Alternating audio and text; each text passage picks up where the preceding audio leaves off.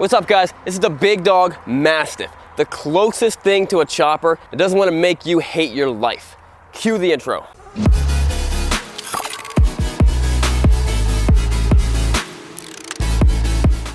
Guys, I'm here with this big dog Mastiff.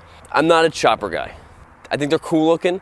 I like to look at them. I like to walk around. The more ridiculous it is, but I always looked at choppers as more as like art and less as like functional motorcycles. So it's like art you could ride, so it might look good, but when it comes to actually riding it, they kind of suck. But then I actually took this for a spin, and it was actually really decent. It was actually, it kind of surprised me. It really surprised me.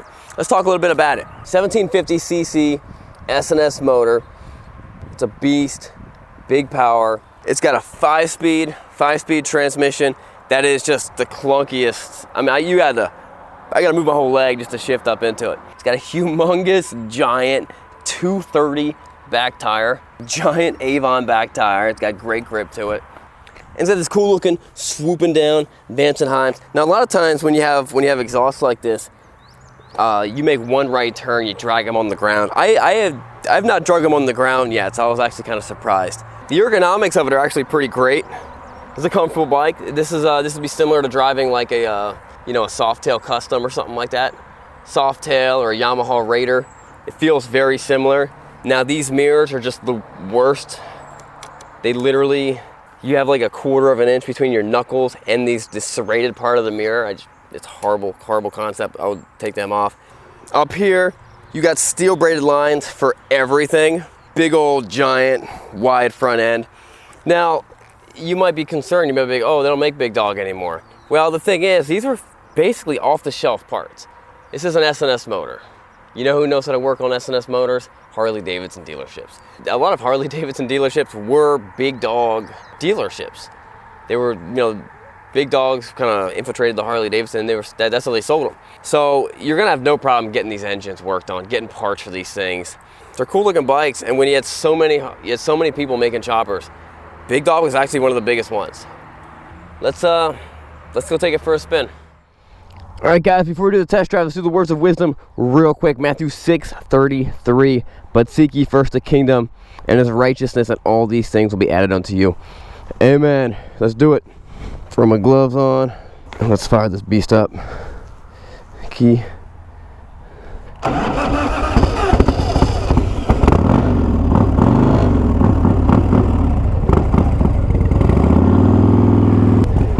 All right, so you don't buy a chopper for the riding, no one's like, man, I love the way choppers ride.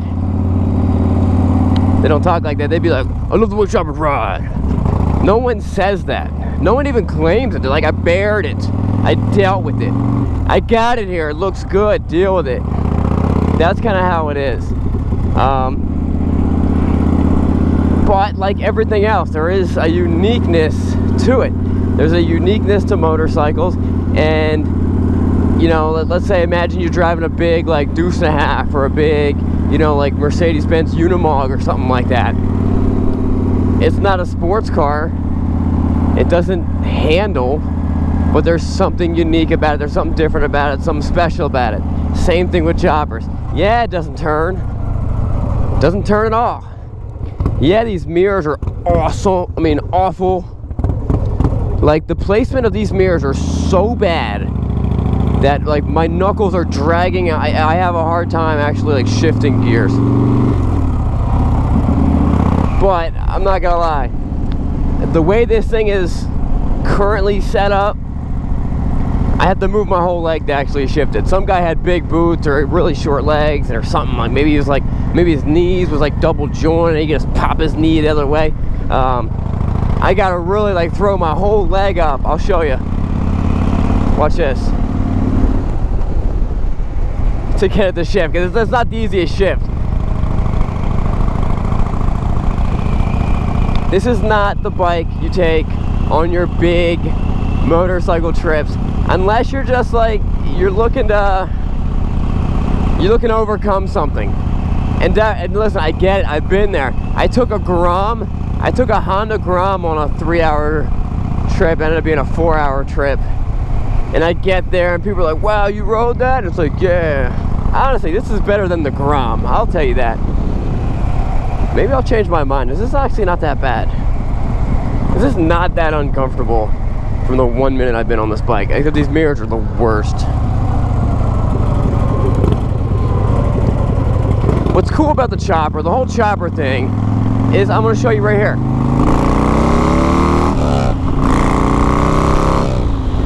It's a big flashy bike that people notice. People know choppers. And it's got a big giant engine in it.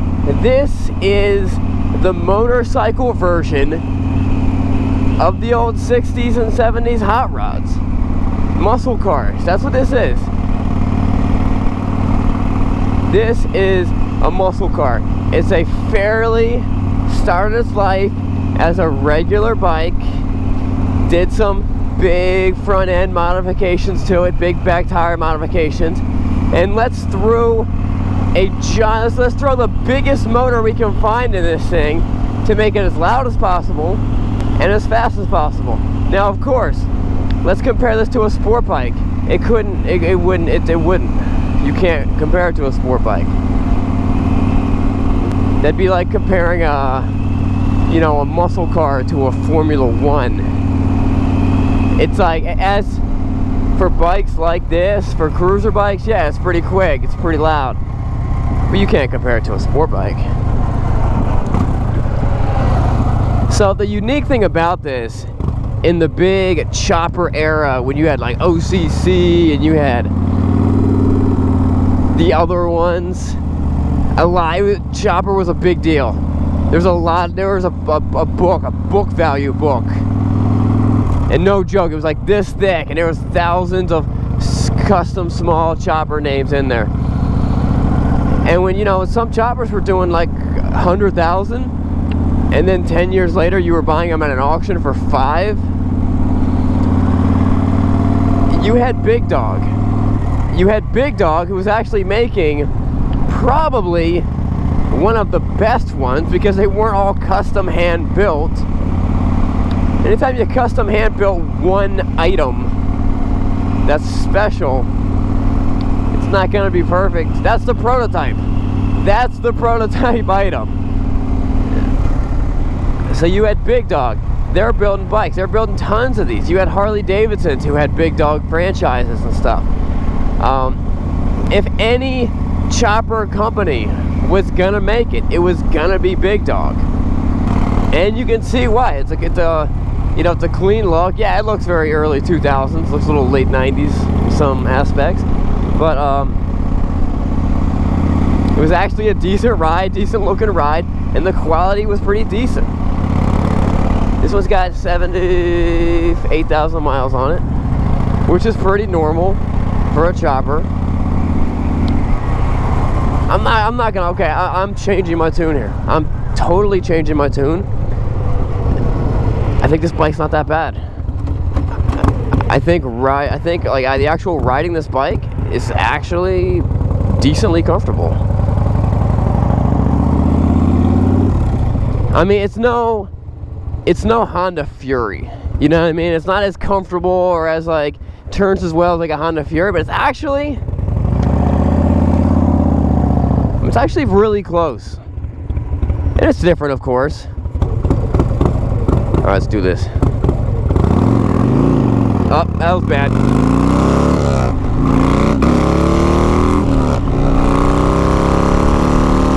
There. I don't know how that happened, but that was like the worst 0 to 60 ever.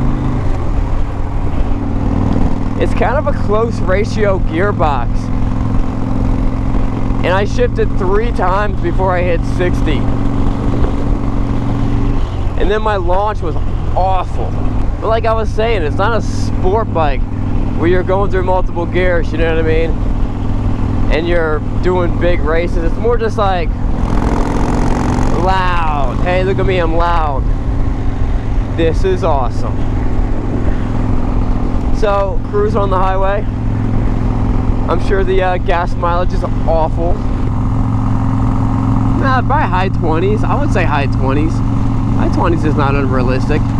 Actually pretty surprised. Like the fit and finish of all these items, you know, these are not less like things, and they're very similar to Harley Davidson with the on off and the turn signals, but they're not like direct from Harley Davidson. They're probably like Harley aftermarket, which makes sense, save money. That's why they were able to sell these things for less than $30,000, make them and then sell them and make money. Hopefully they made money for less than $30,000, which for a very unique. If you were to buy a Harley Davidson and do all these do mods to it to make it look like this, you would have 80 grand in it. And that was a big deal. People were doing that stuff back then.